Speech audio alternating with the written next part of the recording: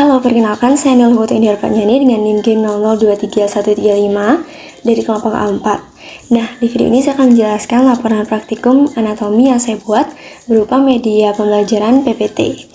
Nah, di video ini saya akan menjelaskan beberapa bagian-bagian tubuh, yaitu terutama di bagian ekstremitas inferior dan juga ekstremitas superior.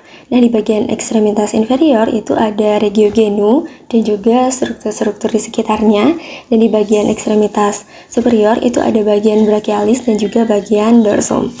Nah, kita mulai dari regio genu.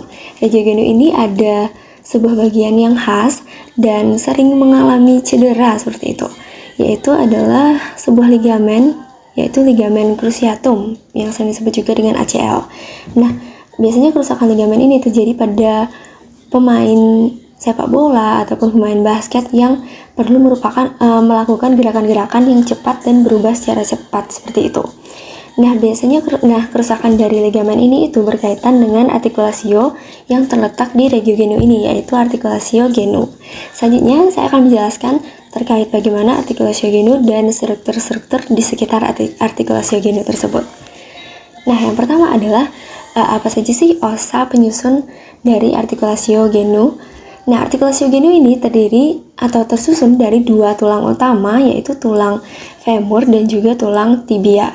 Tulang femur ini di bagian atas, yaitu di bagian paha, dan juga tulang tibia di bagian bawahnya. Selain itu juga di tengah-tengah dari artikulasio genu ini terdapat tulang atau os patella. Selanjutnya adalah ligamen penguat dari artikulasio genu. Yang kita bisa lihat di bagian sini, ini di bagian superficialnya terdapat beberapa ligamen. Itu ada ligamen kolateral fibular. Ini tuh di bagian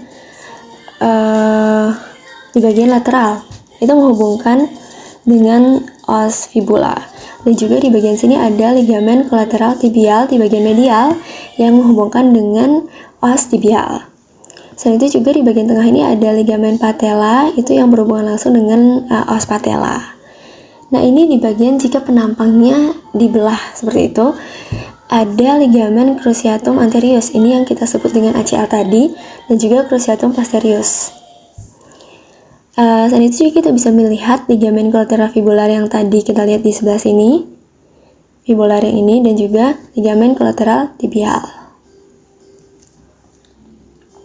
Nah, itu dia ligamen-ligamennya. Di sini kita bisa melihat bagian lebih jelasnya untuk ligamen cruciatum atau ACL tadi. Ada ligamen cruciatum posterius yang ini, dan ligamen cruciatum anterius itu yang ini. Jadi ini penampang dari anterior, dari tampak depan, itu yang posterius yang ini, dan anterius yang ini. Oke, selanjutnya adalah musculus dan tendon. Nah, musculus dan tendon ini adalah musculus dan tendon yang berkaitan dengan pergerakan dari artikulasio genu. Ini saya rangkum untuk di bagian os femoris, di bagian anteriornya itu ada beberapa musculus yang berkaitan dengan pergerakan artikulasio genu. Itu ada, yang pertama adalah musculus quadriceps femoris. Nah, seperti namanya, quadriceps itu dia memiliki 4 kepala, yaitu diantaranya adalah musculus rectus femoris, musculus vastus lateralis, musculus vastus medialis, dan juga ada satu lagi musculus vastus intermedius yang letaknya di dalam, jadi tidak bisa terlihat sekarang, nanti akan saya tunjukkan di slide berikutnya. Selain itu juga di sini bisa terlihat ada tendon dari musculus rectus femoris.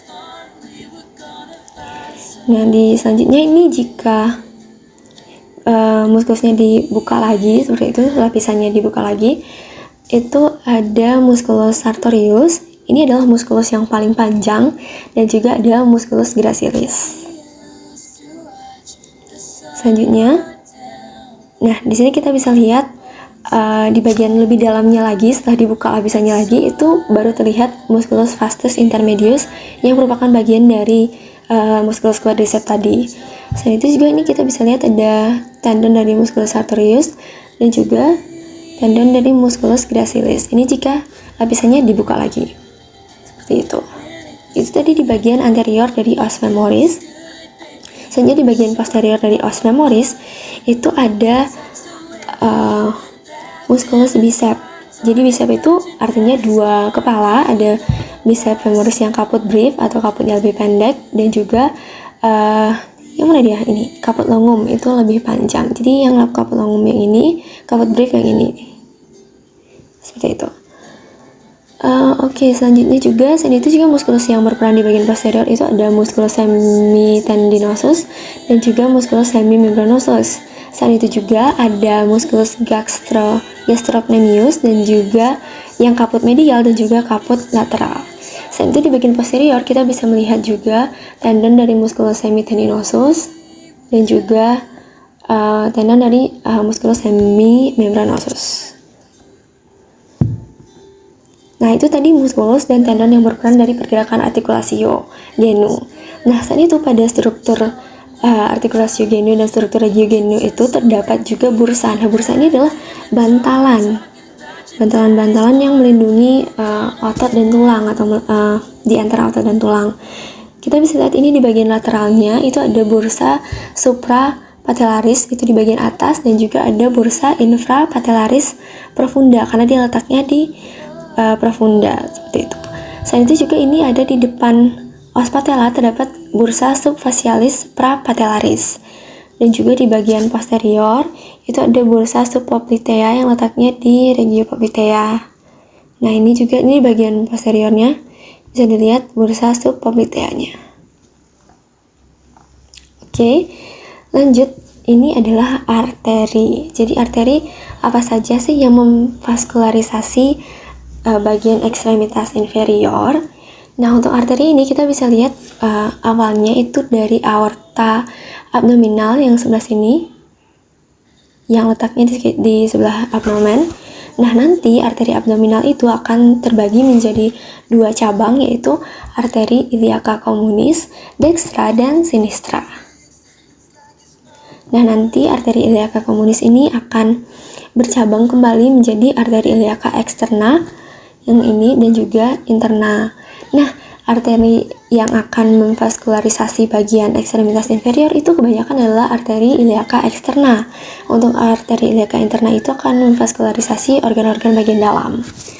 Nah, kita lanjut ke arteri iliaca externa saja. Nah, arteri iliaca externa ini akan turun sampai di os femur. Nah, nanti di os femur itu arteri iliaca externa ini akan menjadi arteri femoralis. Nah, semakin turun lagi, arteri femoralis ini akan menjadi arteri profunda femoris. Nah, kita lanjut aja di slide selanjutnya untuk gambar selanjutnya. Nah, ini kita bisa lihat ini di bagian anterior, dan ini yang sebelah kiri ini bagian anterior, sebelah kanan ini bagian posterior. Kita lihat di bagian anteriornya dulu. Ini tadi kita sudah bahas di slide sebelumnya, ada arteri femoralis. Nah, nanti arteri femoralis ini akan menjadi arteri profunda femoris. Nah, selanjutnya arteri profunda femoris ini akan masuk ke hiatus adductorius. Jadi arteri profunda femoris ini akan masuk ke hiatus adductorius. Itu akan menuju ke bagian posterior dari os femoris ini. Nanti dia akan menjadi arteri poplitea. Nah, selanjutnya arteri poplitea ini akan turun dan juga bercabang kembali menjadi arteri tibialis posterior di bagian belakang dan juga arteri tibialis anterior di bagian depan. Nah, selanjutnya arteri tibialis posterior ini juga akan bercabang kembali menjadi arteri fibularis, dan juga yang turun ke bawah menjadi arteri plantaris medialis dan juga arteri plantaris lateralis. Sedangkan nanti arteri tibialis anterior yang ini akan menuju ke depan dan memvaskularisasi arteri dorsalis pedis. Nah, selanjutnya itu ada vena. Nah, vena ini kebalikan dari arteri tadi.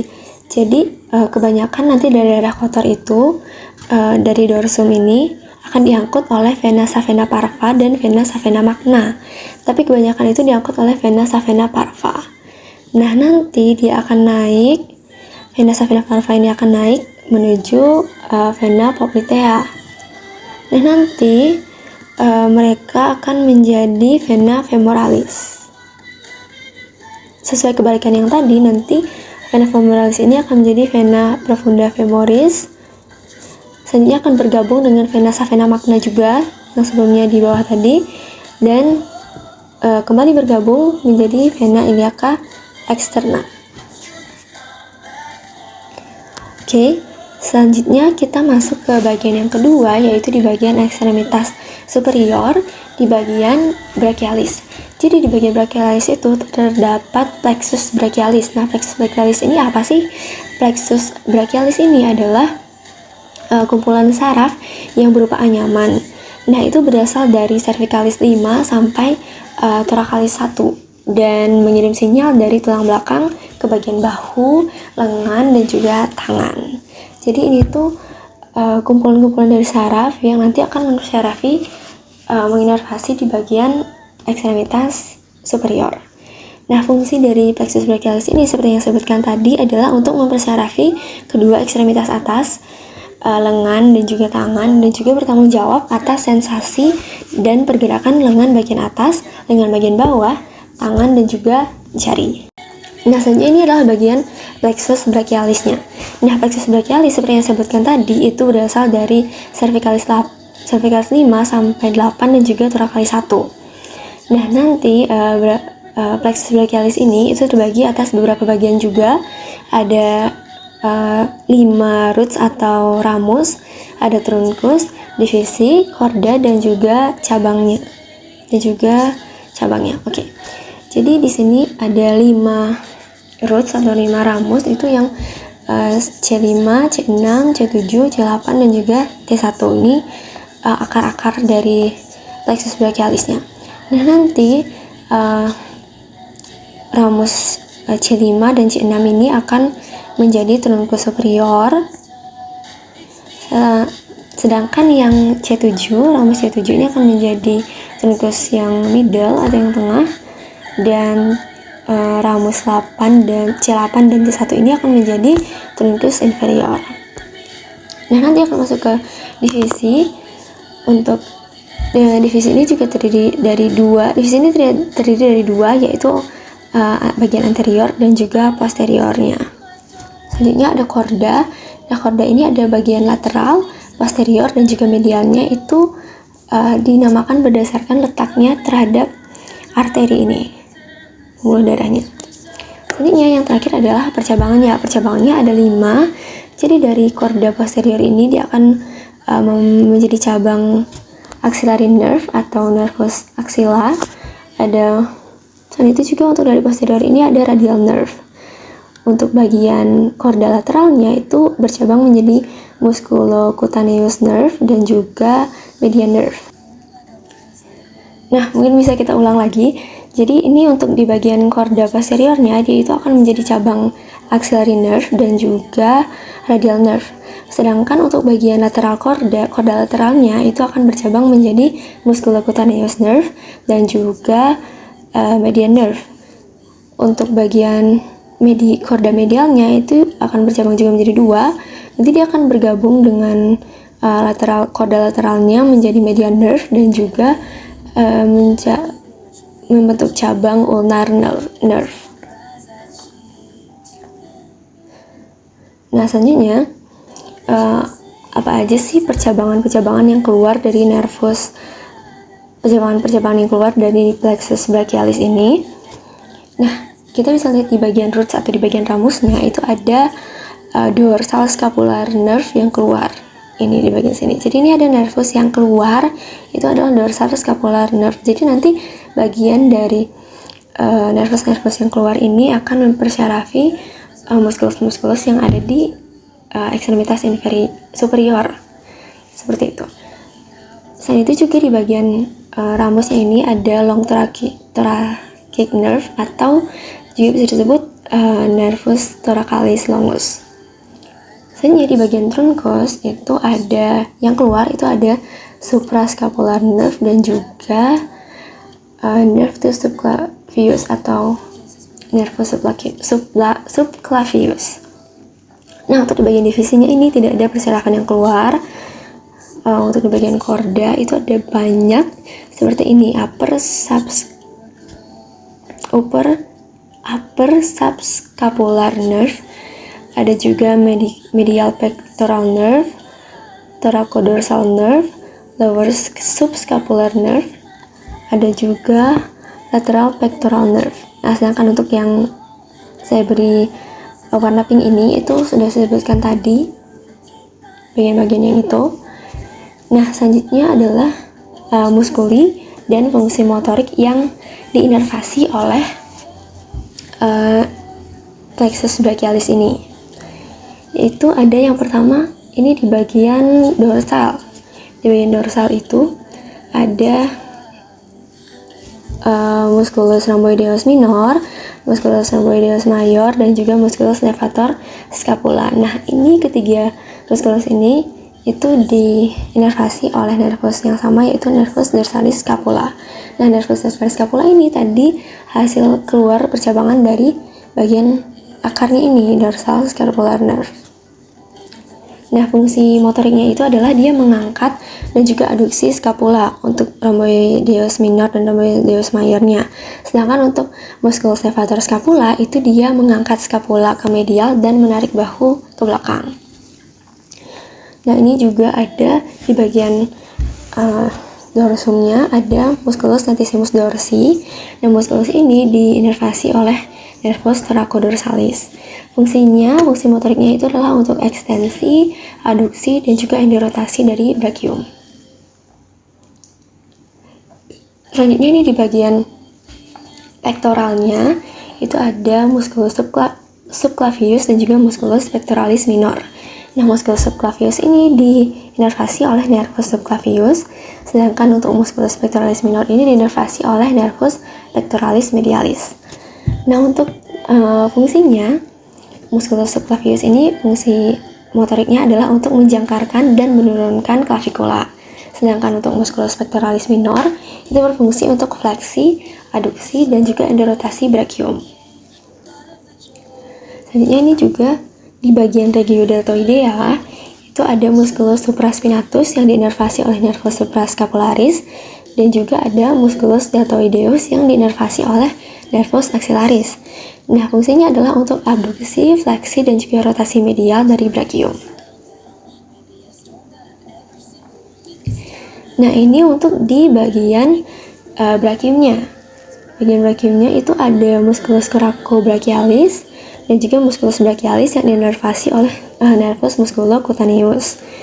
Ada juga ini bicep yang caput longum dan juga caput brief diinervasi oleh nervus musculocutaneus, dan juga ada musculus tricep, caput lateral, medial, dan juga longum itu diinervasi oleh nervus radialis. Nah, fungsinya adalah untuk fleksi dan aduksi brachium dan juga untuk fleksi antebrachium. Selanjutnya untuk di bagian antebrachiumnya itu ada musculus pronator teres, musculus flexor carpi radialis, musculus flexor carpi ulnaris, musculus palmaris longus, dan juga musculus flexor digitorum superficialis.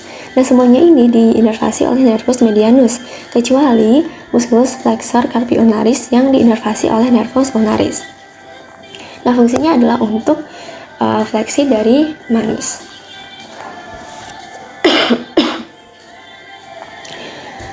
Selanjutnya adalah topik yang selanjutnya adalah untuk pembahasan regio dorsum. Nah, apa aja musculus yang ada di regio dorsum, inervasinya, dan juga origoinsersionya.